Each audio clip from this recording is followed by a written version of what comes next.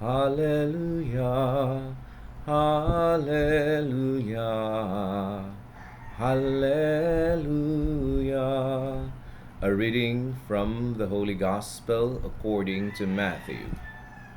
Glory to you, O Lord. Jesus proposed another parable to the crowd, saying, "The kingdom of heaven may be likened to a man who sowed seed in his field. While everyone was asleep, his enemy came and sowed weeds all through the wheat, then went off. When the crop grew and bore fruit, the weeds appeared as well. The slaves of the householder came to him and said, 'Master, did you not sow good seed in your field? We have weeds come from. Where have the weeds come from?' He answered, 'An enemy has done this.' His slaves said to him, 'Do you want us to go and pull them up?' He replied, 'No, if you pull up the weeds, you might uproot the wheat along with them. Let them grow together until harvest. Then at harvest time I will say to the harvesters, first collect the weeds and tie them in bundles for burning, but gather the wheat into my barn.'" The Gospel of the Lord. Praise to you, Lord Jesus Christ. My brothers and sisters, Alleluia! Sabi nga ng isang kaibigan naming pari, masamang damo, matagal mamatay. Amen? So kung tinan natin sa ating first reading, makikita natin na ang Panginoon ay sadyang merciful, pasensyoso, patience, nabibigay ng panahon para magbago ang isang tao. Kasi gusto niya na tayong lahat ay mailigtas at makasama niya sa buhay na walang hanggan. Amen?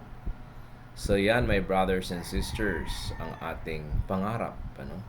Kaya dito sa mundo, ang Panginoon ay binibigyan tayo ng chance, binibigyan tayo ng time para tayo makapaganda sa kanyang pagtawag sa atin. Amen? Kaya dahil dito ay kung tingnan natin ang ating simbahan, it's a church of sinners and saints, So if we look at it, lahat ay nag-struggle, na makarating sa karyan ng Diyos. Kaya binibigyan ng panahon ng Diyos tayo isa't isa. Amen? There's always a grace that God is giving to each of us. So, paano natin gagamitin yun? So, kailangan magsimula na ngayon, hindi pa hintayin ng bukas. Of course, nandito ang mga virtues na dapat natin i-cultivate. Number one, syempre, kailangan tayo ay maging pasensyoso. We have to be patient. Kanino? Of course, let us start with ourselves. Kasi alam natin na makasalanan tayo. Diba? And we have our weakness. Kaya, we have to embrace our strength and our weakness. Kailangan alamin natin ang ating mga weakness at gumawa tayo ng paraan para maiwasan natin ang na tayo ay madrag pababa. So, ayan, kailangan natin maging patient sa ating sarili dahil tayo rin ay makasalanan. So, another thing is when we go out and we look at others, we have to be patient with them, Dahil katulad natin, nag-struggle din sila. So we have to be kind, to be forgiving, to be understanding, and to pray for these brothers and sisters, na lahat ay nag-struggle din sa kanilang pananampalataya. Of course, nandun din ang brotherly correction, sisterly correction. Kasi we're called to love one another and for each of us to grow, in the grace of God. Kaya dahil dyan, we will walk together, sa karyan ng Diyos. Sabi nga, no man is an island, Kaya dahil dito, we will grow to God's kingdom as a community, as a family, walang iwanan. So that is why the Lord calls us to be patient and iwasan maging judgmental, Kasi nasa Panginoon ang judgment. Nasa Panginoon ang judgment, my brothers and sisters.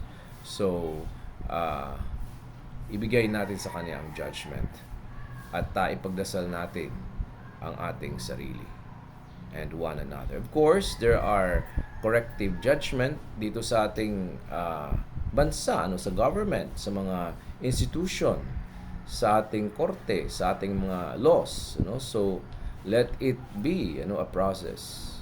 Diba? Kasi alam natin na through that, nako-correct yung isang tao, my brothers and sisters. So, merong due process kada isa. At kung hindi tayo magharap sa ating mga kasalanan dito sa mundo, ay sa pagdarating na buhay, harapin natin ang judgment ng ating Panginoong Diyos. Kaya, wag tanggalin natin yung masasama. Kasi kung tingnan natin yung mga Hudyo, yung Germany, kina Hitler, ay kaniyang tinanggal yung mga Hudyo. Gusto niyang patayin, diba? At maraming namatay nga. Mga ethnic cleansing. Kasi tinitingnan niya na masasama ang mga ito. Pero hindi ganun, dahil lahat ay ginawa ng mabuti ng Panginoon, tayong lahat, diba? Para mabigyan ng chance na sumama sa Kanya sa buhay na walang hanggan. And also, nandoon yung mga extrajudicial killing. Kung ikaw ay drug addict, pwede kang patayin dahil salot ka sa society. The Lord gives each of us a chance. Diba? Kahit mamamatay tao, katulad ni Cain, pinatay si Abel, ay binigyan ng chance ng Panginoon. So we have to live with it. We have to live with sinners. We have to live with people na talagang may mga vices, na masasama. Pero nandoon naman ang proper action, sa kanila. So, ayan, my brothers and sisters, dahil dito sa ating simbahan, sabi ko nga, ito ay a church of sinners and saints. Nandun yung mga sacraments, para tayo tulungan. Nandun yung grace ng Holy Spirit para tayo magbago araw-araw. Amen? Kaya nga sa ating second reading, sinasabi na we need the Holy Spirit, especially sa ating mga weaknesses. Dahil tayo ay mahina. Kailangan natin ng infilling ng Holy Spirit araw-araw para gumawa ng mabuti. Kaya katulad kay St. Paul, gusto niyang gumawa ng mabuti pero nananaig ang masama. But with the grace of God, ay binigyan siya ng grace na ma-overcome ito. So tayo rin, ay maraming grasya ang Panginoon. With one another, sa simbahan, sa prayer, sa sacraments, tutulungan tayo, sa ating paglalakbay. Nandoon yung mga intercession of the saints. Nandoon ang pananalangin sa isa't isa bilang isang community. So we will go on and become inspiration to one another. Lahat tayo ay naway makapunta lahat sa langit. Walang inuwanan. Kaya we'll pray for one another. We will love one another. And we will continue our journey in faith sa buhay na walang hanggan. Amen? God bless us all. Hallelujah.